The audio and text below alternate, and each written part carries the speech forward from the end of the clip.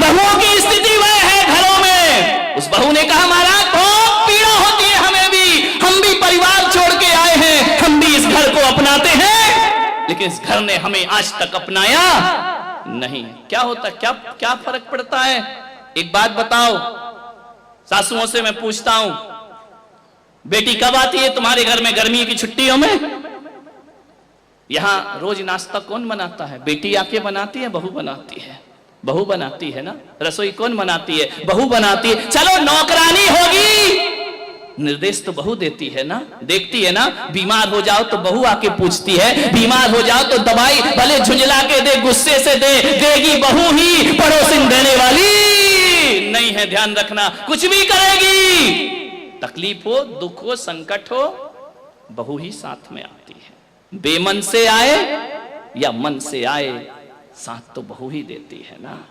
सुबह से उठती है, तुम्हारी व्यवस्था करती है, नाश्ता बनाती है, खाना बनाती है।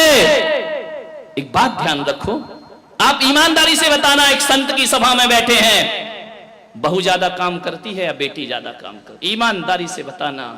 बहू ज्यादा काम करती है ना, तो उसके बाद भी बेटी प्यारी क्यों लगती है, बहू प्यारी क्यों नहीं लगती है? वह उससे ज्यादा काम करती है, उससे ज्यादा ख्याल रखती है। बेटी तो 4 दिन को आती है, बहू जीवन भर साथ रहा करती है। एक बात याद रखना, भारतीय संस्कृति में किसी भी बेटी को लक्ष्मी नहीं कहा जाता है, बल्कि बहू को लक्ष्मी कह करके बुलाया जाता है। ध्यान रखना, किसी बेटी को किसी ने लक्ष्मी कहा है, कन्या भले कह दिया जाए, लेकिन लक्ष्मी का रूप नहीं दिया जाता है। रक्षा बंधन पर बेटी की जरूरत पड़ती है, लेकिन दीपावली जब आती है तो बेटी की नहीं, हाथों में दीप लिए हुए बहू शोभा दिया करती है। दीपावली तो बहू की हुआ करती है, दीप जलाती है।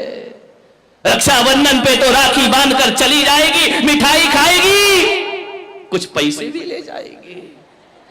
ध्यान रखना, कमर साहब आएंगे, खाएंगे, मजे लेंगे, लास्ट में बोल देंगे मजा नहीं आया, धत तेरे की, मर गए कर करके, उनने कह दिया मजा नहीं आया। बहू तो घर में ही रहती है ना, बहू तो लक्ष्मी है ना।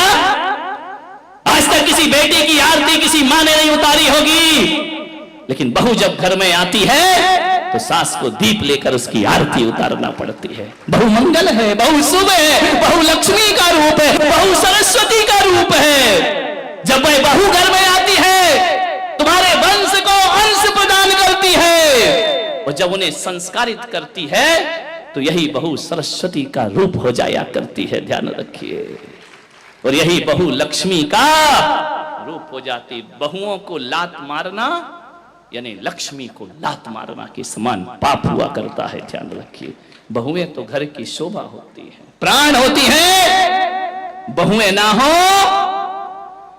तो तुम्हें कोई दादी कहने वाला नहीं मिलेगा, तरस जाओगी। ध्यान रखना, नानी में तो नाना नाना नाना लिखा है, दादी में तो दे दे दे दे दे लिखा हुआ है। मानिए, जितने भी रिश्ते हैं, आज तुम्हारा छोटा बेटा चाचा कहला रहा है तो बहू की वजह से, आज तुम ससुर जी कहला रहे हो तो बहू की वजह से, और आज तुम सासू मां कहला रही हो तो ये रिश्ते तुमने नहीं, उस बहू ने आकर तुम्हें रिश्ते दिए हैं। और तुम्हारे वंश के अंश को यदि बढ़ाया है तो बहू ने बढ़ाया है, किसी बेटी ने तुम्हारे वंश को आगे नहीं। बहू ध्यान रखना,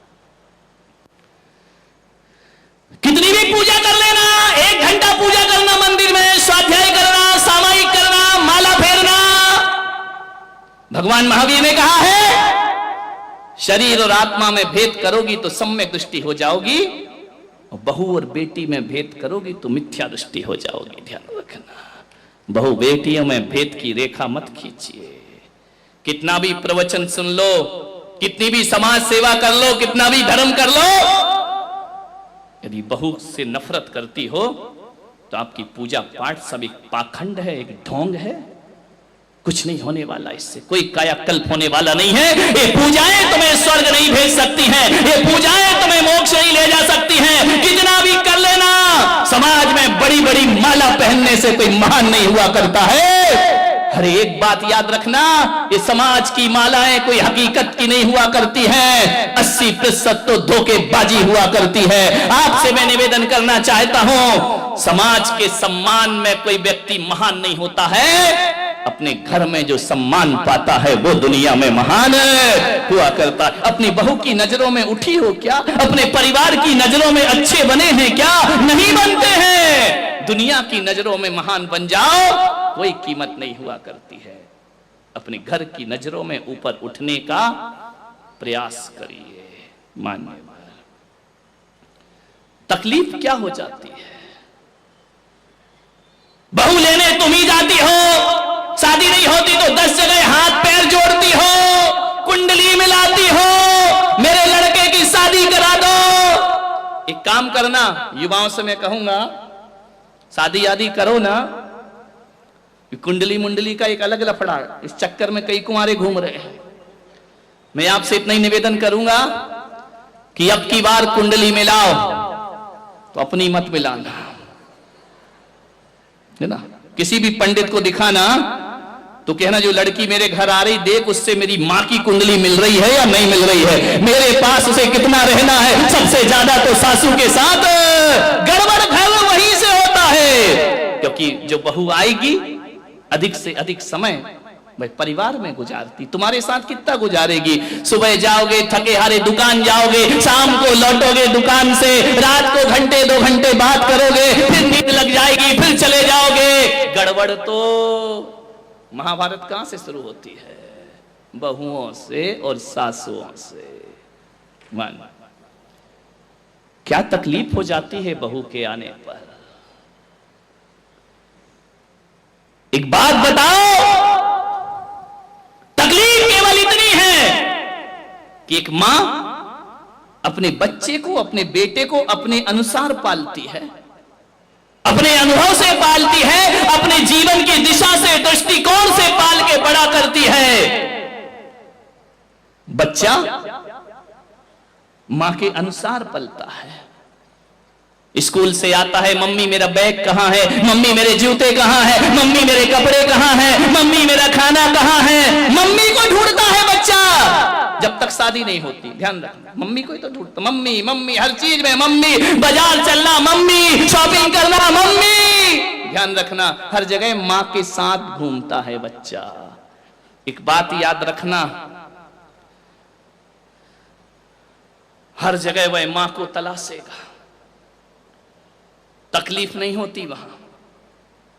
दुख है तो मां, सुख है तो मां, कहीं जाना है तो मां पापा, इसके अलावा कुछ नहीं होता है। लेकिन एक तकलीफ थोड़ी सी हो जाती है कि जब शादी होकर के वह आता है तो थोड़ा समय उसे पत्नी को भी देना पड़ता है। ध्यान रखिए।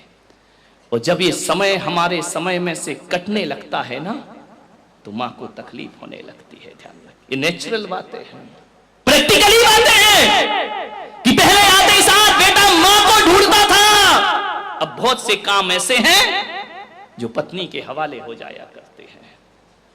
और जब कोई काम, जब वह आवाज अपनी पत्नी को देता है और मां को नहीं देता, थोड़ी सी तकलीफ हो जाती है भीतर। ध्यान रखना, शादी के बाद जितनी मुश्किल सासू को होती है ना, उससे ज्यादा मुश्किल लड़के को भी हुआ करती है।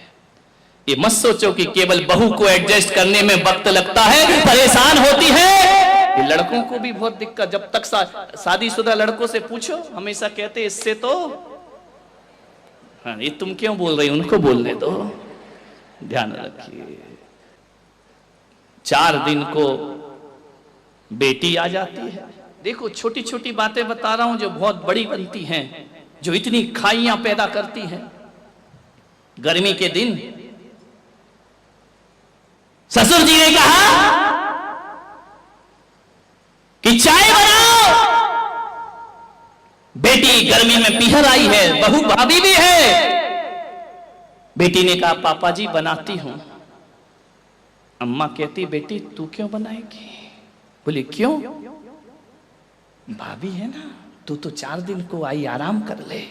तू भी तो ससुराल से आई है, थोड़ा सा आराम कर ले, चैन से रह ले। भाभी है ना, वो चाय बना देगी। अब ये शब्द यदि बहू के कान में पड़ गए, ध्यान रखना, एक प्याला चाय बनाने में बेटी कमजोर नहीं हो जाती, उसका बीपी नहीं बढ़ जाता, वो बेहोश नहीं हो जाती।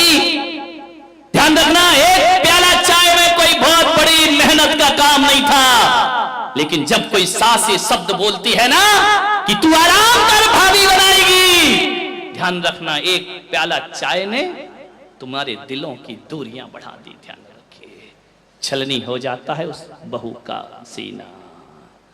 क्या फर्क पड़ता है यदि बेटी बना लेती तो। और मैं तो इन बेटियों से भी हाथ जोड़ के निवेदन करता हूं, 4 दिन को आई हो, पीहर में आग लगा के मत जाओ। ध्यान रखिए, आधी आग तो ये लोग भी लगाती हैं। आ गई क्या रक्षाबंधन पे, मिठाई खाओगी और आग उगल के जाओगी। ध्यान रखना, इतनी समर्पण दिखाती है पीहर में आकर के अपने माँ बाप के लिए, पूरी बिछी जाती, मेरी मम्मी, मेरे पापा, मेरी मम्मी, मेरे पापा। भाभी तू ये नहीं करती है, भाभी तू सम्मान नहीं करती, भाभी तू इज्जत नहीं करती है। ये 4 शब्द, इतना प्रेम, गजब। ऐसा लगता है कि तुम्हारी मम्मी की शुभचिंतक केवल तुम ही हो। बेटा तो दुश्मन पैदा हुआ है, कंस पैदा हुआ है घर में, बेटे का कोई लगाव नहीं है, कोई अटैचमेंट नहीं है तुम्हारी माँ से, सब कुछ तुम्हारा है। इतना भाई को व्यंग करोगी शादी के बाद, भाभी को व्यंग करोगी शादी के बाद, तू मम्मी का ख्याल नहीं रखता, तू पापा का ख्याल नहीं रखता है, इतनी बातें कर रही हो और ससुराल को नरक बना रखा है। ध्यान रखिए, इतनी ईमानदार होती तो तुम्हारी ससुराल भी स्वर्ग जैसी बन गई होती। जितना समर्पण माँ बाप को दिखाती हो ना 4 दिन में, उतना सास ससुर को दिखाओ, पलकों पे बैठोगी ससुराल में जाकर के। ध्यान रखिए, सोचना है, ससुराल नरक बना है, पीहर सुधारने की बातें करती है।